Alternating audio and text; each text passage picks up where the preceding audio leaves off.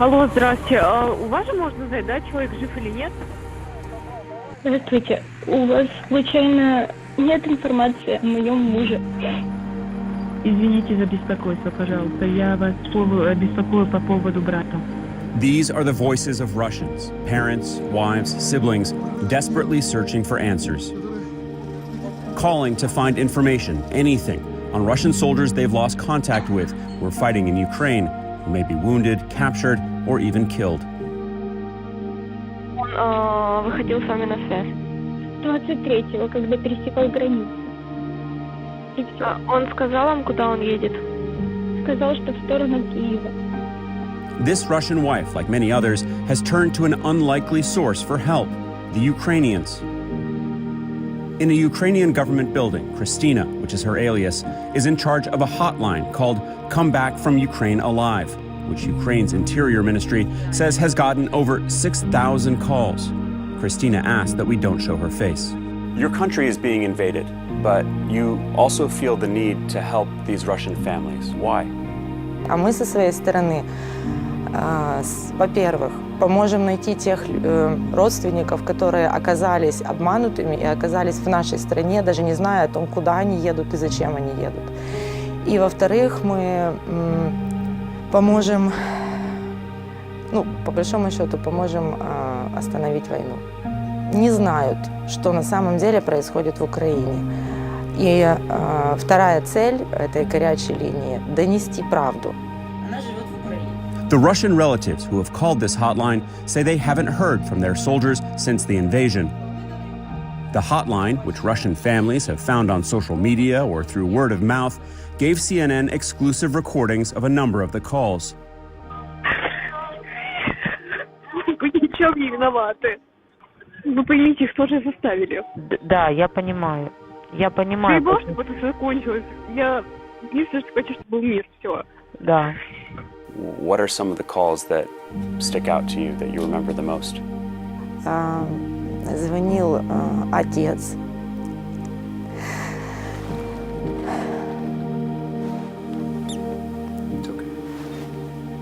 Он говорит, наших детей используют как пушечное мясо. Политики, большие люди играют в свои игры, решают свои вопросы, а наши дети должны умирать. These are the notes from one of the calls, and in fact this call came from the United States, the relative of a young Russian soldier trying to find him. She told the Ukrainians that his parents are no longer alive, that the grandmother in Russia is quite sick. We have his birthday, he's just 23 years old, and he was last known to be in Crimea right before the invasion. Now, the Ukrainians don't have any information on him, but if they do find him or get some information, they can then call his aunt back in the United States. Data from the hotline shows thousands of calls, not just from all across Russia, but also from Europe and the United States. Hello, is this Marat? Yes, it is. We got through to 3 relatives in the United States of Russian soldiers believed to be in Ukraine who called the hotline, including a relative in Virginia of one who also found the soldiers' ID and photos on a channel of the social media app Telegram, also dedicated to finding the whereabouts of Russian soldiers. We do realize that all the signs are pointing to that is most likely he was killed in action, but still trying to locate the information. Where's the body? It could be potentially found. Maybe, hopefully, he's alive.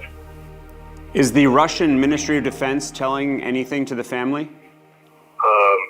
Family is trying to not get contacted by anybody just because everyone is so scared in Russia. Everyone is scared to talk. Everyone is afraid of law enforcement agencies tracking them and so forth. Marina told us her cousin's parents have had no contact with him, no information on whereabouts or on his condition. Are they being told anything? No, they called, they tried to find him, but no one is answer. Is that why you called this Ukrainian hotline? Yeah, that's why I tried to call him. Did you get any information? No, nothing. I was, hoping that he is maybe in the prison or something like that, the vast majority of the calls do not result in immediate information for the families. Back in Kyiv, Christina makes clear that the call center isn't just designed to offer answers, but to galvanize Russians against the war. Чем на более широкую аудиторию мы сможем распространить правдивую информацию об Украине, тем больше людей будут выходить с протестами и с требованиями остановить кровопролитие. Sympathy for families, but also one more way to try to undermine the Russian war effort as Ukraine fights for its very existence. Alex Markle.